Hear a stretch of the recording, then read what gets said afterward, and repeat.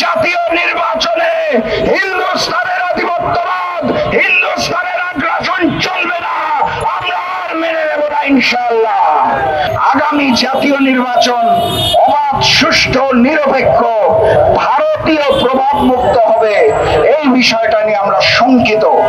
আমরা অন্তর্বর্তী সরকারকে স্পষ্ট ভাষায় জানিয়ে দিতে চাই, জুলাই সনদে স্বাক্ষর করেছেন, আপনাদের ধন্যবাদ, কিন্তু এই সনদের কাগজের কোনো আইনগত ভিত্তি নাই।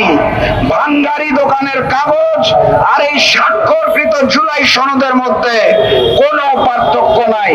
অতএব দ্রুততম সময়ের মধ্যে জুলাই সনদ বাস্তবায়ন আদেশ জারি করতে হবে।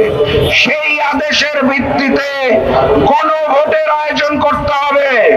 যেই গণভোট জাতীয় নির্বাচনের দিন সম্ভব নয়, প্রতীক নির্ভর, মার্কা নির্ভর জাতীয় নির্বাচনের দিন প্রশ্ন নির্ভর গণভোট গৌণ হয়ে যাবে।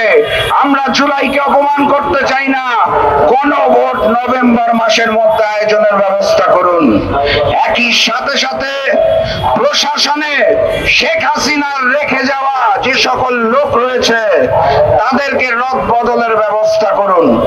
একটি বিশেষ দলকে প্রাধান্য দেওয়ার জন্য যারা মনে করছে ক্ষমতায় চলে এসেছে, তাদের যে সকল লোককে নিয়োগ দিয়েছেন প্রশাসনে, তাদের রদ বদলের ব্যবস্থা করুন।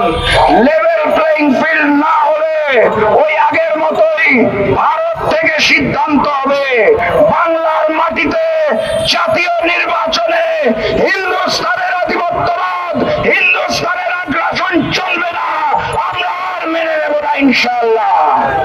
অতএব লেভেল প্লেইং ফিল্ড সৃষ্টি করে জাতীয় নির্বাচনের ব্যবস্থা করতে হবে।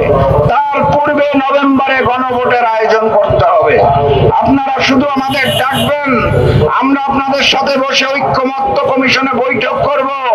5 স্টার থেকে খাওয়া আসবে, নেতা কর্মীরা খাবে, জনগণের ভ্যাট ট্যাক্সের টাকায় 5 স্টারের খাওয়া বহু হয়েছে। এবার আসুন একটু প্রকৃত সংস্কারের কাজ করি।